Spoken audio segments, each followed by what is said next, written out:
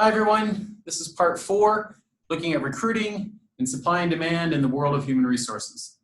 When we're talking about recruiting, we're asking the question, how are we going to attract good people to come work here? And specifically in this video, we're looking at the supply and demand questions. When we're talking about supply in the world of human resources, we're talking about asking questions like, how many people want to come work for this company? What is our potential, we use the term in human resources, pool of candidates. How many people are going to apply? Then we ask, should we be looking externally or internally? The term internal, we've had before. Internal means inside, external means outside. So what we're talking about here is, do we want to take somebody who's a current employee and promote them to a higher position?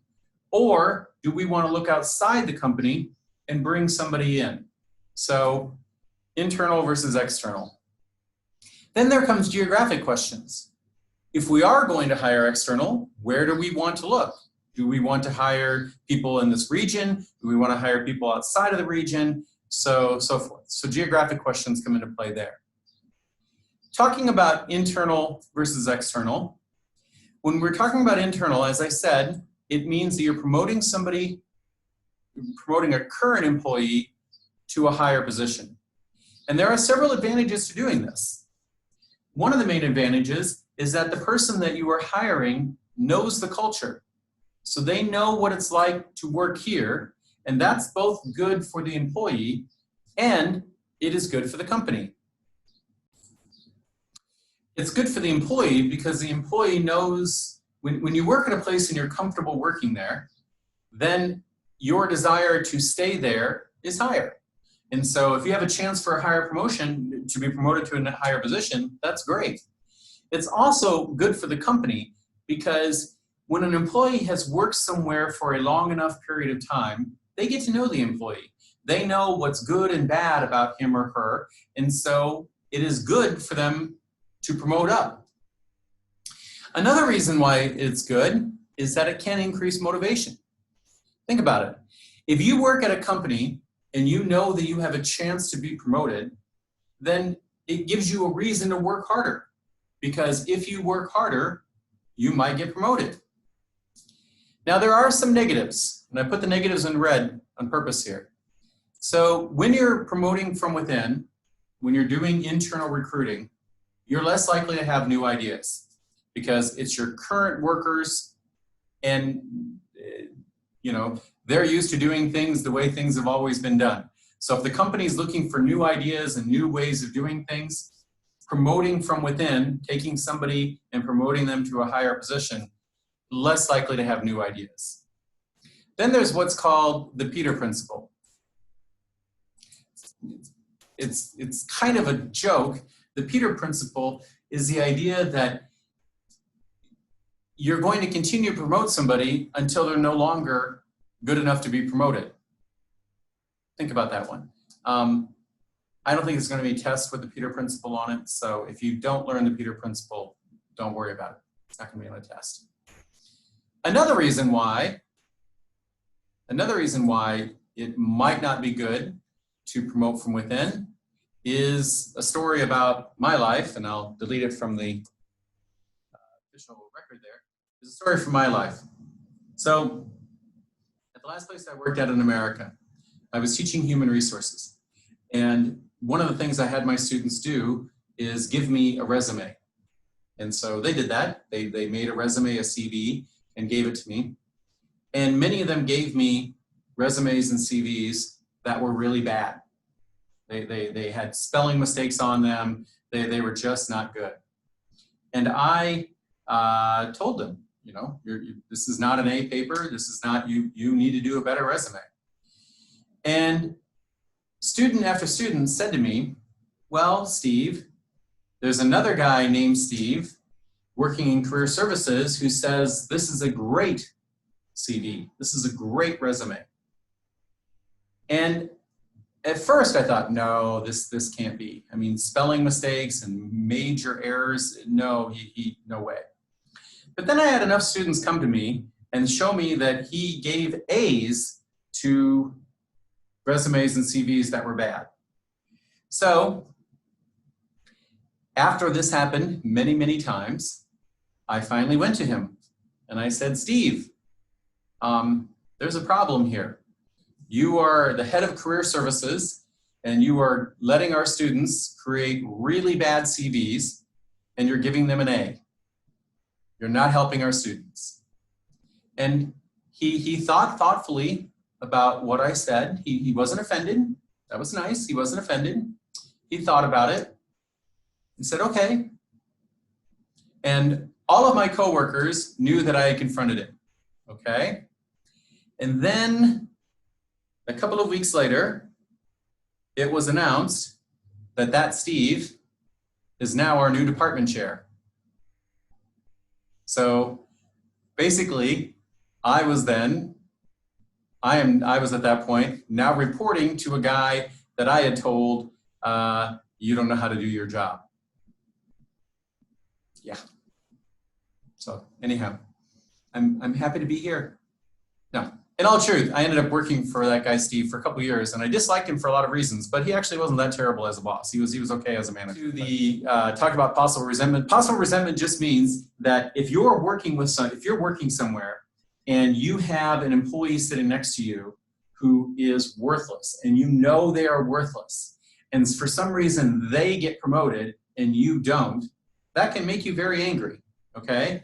Now, in the case of the story of Steve, I didn't want to be a department chair. This is not a job I wanted whatsoever for a lot of reasons. But we all scratched our head when he got the job because we thought, why, if he's not able to do his job now, why promote him?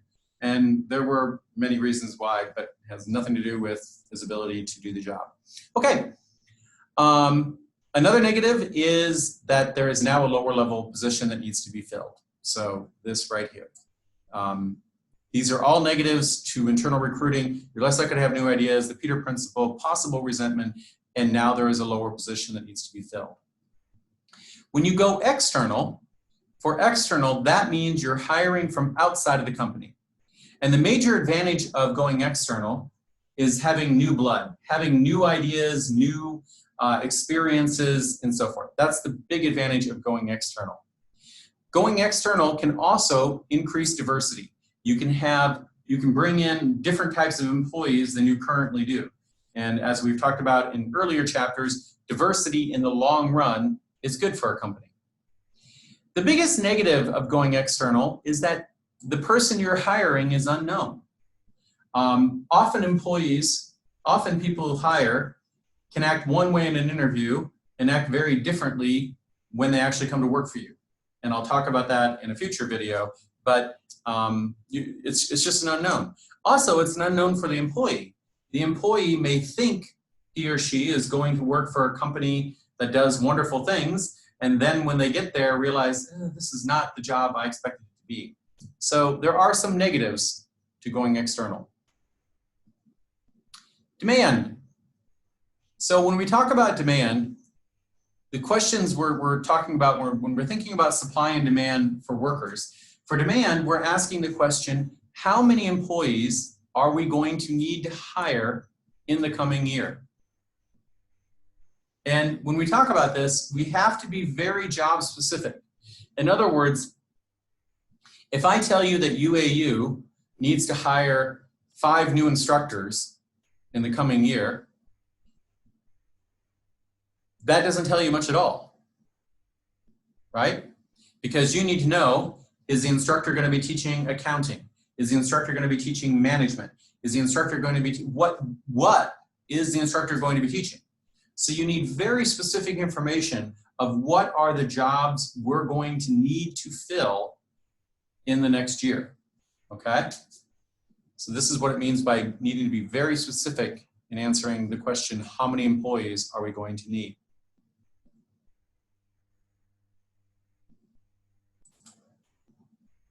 So the first real question you need to ask here is, why would we need to hire new employees? And there's really only 2 reasons why companies need to hire new people. People leave the company that is what's called turnover. People leave the company for whatever reason, and it's called turnover. People leave for, and when it's turnover, they're leaving for another job, go to work somewhere else. They may retire, so they decide, I'm done working, I want to retire, I want to start my own business, I want to do something else. Or sometimes you have to terminate people. They're not doing their job, so you have to terminate them, fire them. And so these are the three reasons why companies need to hire new employees. And then ultimately it asks the question, how many are we going to need to hire? So when it comes to filling new positions, there are really only two reasons why companies need to fill new positions. One is that there's growth. The company is growing fast, and because it's growing fast, it simply needs to hire more employees. Another reason on the same idea is that maybe there is some new service that the company is offering, and with that new service, the company needs to hire new people. And as I mentioned above, there's turnover, which turnover is replacing workers who retire, quit, and are terminated. Now, the last question I'm going to leave for you in this video that I want you to think about before you watch the next video is that companies monitor turnover very carefully. UAU looks at turnover. Every company, every HR person I've ever talked to at any business closely monitors turnover. It's one of the things that they consider very, very important. Why? Think about that, and that's where we'll start the next video.